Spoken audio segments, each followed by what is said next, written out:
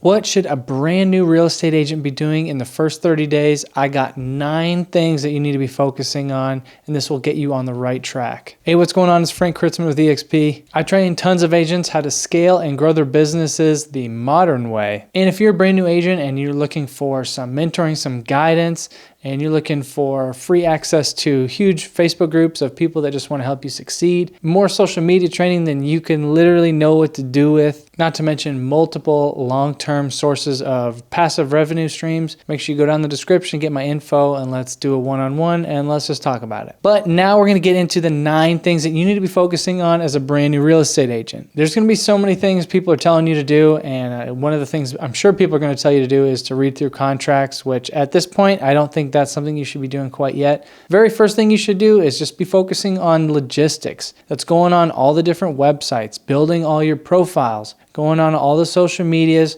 building out a social media profile, just getting yourself started and situated in everything. Make sure you got a LinkedIn profile, get on Realtor.com. Make sure your Realtor.com is connected with your MLS username so that all of your listings and all your business is going to pull over to Realtor.com so someone can search you that way. Make sure your Google profile is set up so that you have your business on there and somebody can just Google you and find your actual business. And one of the most important things you need to do is go on Canva and buy a Canva Pro account, because I'm telling you, Canva Pro has been one of the most useful tools to me. I use it almost every single day. It's just the amount of things you can do with Canva is crazy. So one of the first things you do, make sure you get on Canva and get a profile on there. Now, once you get everything started and you got the business cards and all that, and you got your profile and all your social medias are built everywhere, the other thing you want to be doing is looking at the MLS every day. Now, that's kind of a very broad idea, and you can very easily just get lost and spend hours just wasting time all day in the MLS. That's not what I'm telling you to do. Here's what I want you to do in the MLS. You're just going to be getting yourself associated with the website and how it works, and you want to be able to jump around and be able to search things quickly, be fluent with the website. And every day I want you to be looking at 2 things on the MLS. First, you're going to look at every new active listing. Just go through in your market and just look at what the new listings are. Look at the pictures, look at the price point. You're just getting an idea of what's coming onto the market new every day. Second thing I want you to be looking at every day is what is going under contract every day. What are the new pendings for that day? Now, there's a few key pieces of information that you want to be looking at here when you're looking at the pendings. The big thing you want to look at is the days on market. And over the course of, these first 30 days where you're looking every day, don't try to dig in too far in the beginning. Just look, just take in the data. Just look at, okay, this house went on the market and it was in this neighborhood. Look through the pictures. Oh, wow, it looks really cool. Went under contract in 2 days. Oh, cool. Okay.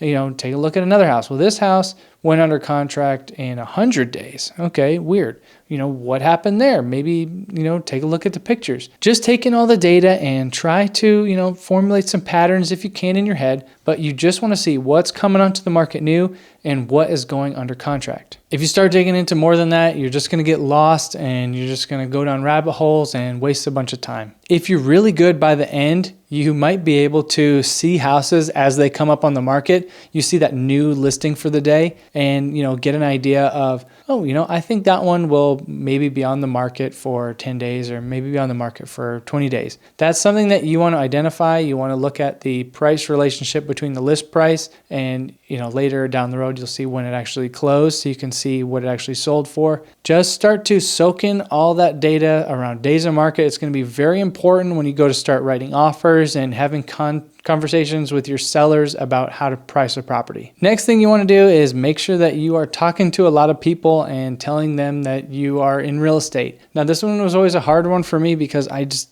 was never that guy who would be like, hey, I'm a real estate agent now, so use me. I did not like that. I never did that. If you've ever read the book, How to Win Friends and Influence People, one of the concepts they talk about that in that book is the concept of to be the most interesting person, you need to be the most interested in other people. So what I found in my personal experience, if you are talking to other people, instead of just leading out with, hey, I'm a real estate agent, what you want to do is be genuinely interested in other people. Every person that you meet, pretend like they are a very, very important person to you, because they are very important. Just talk to them, be interested in them, be interested in their lives. Hey, what do you do? What have you been up to? How's your family? Yada, yada. As long as you're very interested in them, eventually what you do is going to come out. The key is making that happen in a way that's just very natural and seems like you're not just coming off as like a scummy salesperson. All right, the fourth thing I want you doing in these first 30 days, and this is a tough one. This one's very challenging. You want to be meeting with for sale by owners. Now, before you go off into a rabbit hole of searching for sale by owners and how to get for sale by owner listings and yada, yada, and all that, just don't do any of that. Here's what I want you to do. This is what you're doing. You're going to call it for sale by owner. All you're going to say is, hey, I saw your house came on the market.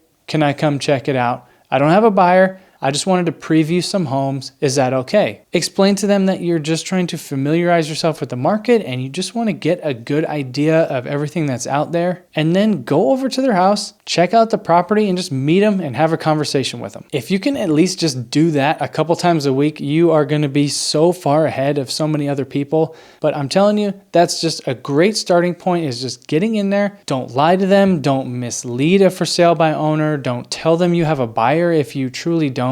Just ask them if you can go check out their property and, ask them, hey, are you going to be home at 4? I'd like to stop by and check your property out. We can build on those building blocks later, but just lay that foundation. This will get you into the mindset of being out there, looking at houses, talking to people about the market. You're talking with sellers and you're getting a feel of what's going on right now. There are so many benefits to just this one activity. So if you can just do 1 or 2 a week, you're going to be doing great. Next thing you want to be doing is practicing your listing presentation. Now, there are so many different ways to do a listing presentation. So obviously the first thing you have to do is kind of research how exactly you want your listing presentation to go. And if you want, I have a video where I go through my listing presentation in just 9 or 10 simple steps. It's very easy. It's mostly questions. There's no PowerPoints. You only have to bring like 3 or 4 things there. It's very easy, but you want to just get that listing presentation dialed in and you want to have the whole thing memorized. You need to know it front, back, leftward, sidewards, all the ways. When I was first starting out, I would recite my listing appointment 5 times in a row, 3 times a day. I did that for probably 90 days until I just had the thing so deeply memorized. It's just muscle memory at that point. Now, I did go through a few iterations of memorizing different people's listing appointments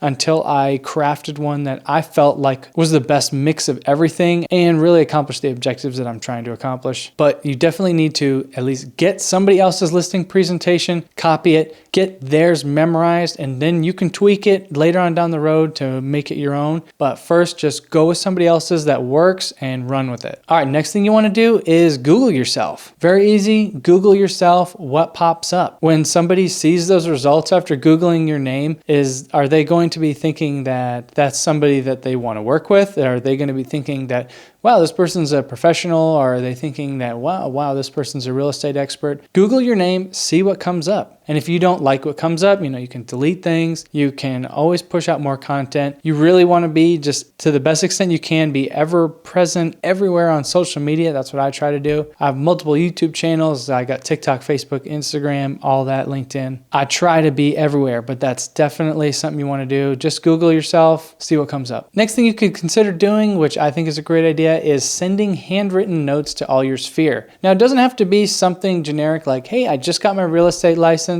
It could be that if you wanted to, just be honest, be genuine. You could say something like, hey, I just recently switched companies, or I recently just switched careers. You could say something like that. It would be my honor to serve you in the future. Or you could say something like, I couldn't be where I am without you guys, and I just want to say I appreciate you. And then what you want to do is make sure you go and get a bunch of these $1 scratch-off tickets and throw a $1 scratch-off ticket in there. If you send out 100, that's only $100, and you are going to be sending out so much joy. People love just getting a random scratch-off ticket in the mail. I have sent out a bunch of scratch-off tickets when I've done my kind of random mailers to different neighborhoods, doing prospecting and things like that. And I did get a lot of feedback where people who didn't know me just threw the lottery ticket away because they thought it was a scam. So in my personal opinion, I wouldn't send lottery tickets to people you don't know. Just send the lottery tickets to people that you do know. Your sphere is going to super appreciate it. The other thing that you should be doing in that first 30-day window is offering your friends or your neighbors if you could do a practice home valuation report or a practice CMA. This is going to do two really big things for you. When you're first starting out, you need to get the CMA process dialed in. You need to be able to do a CMA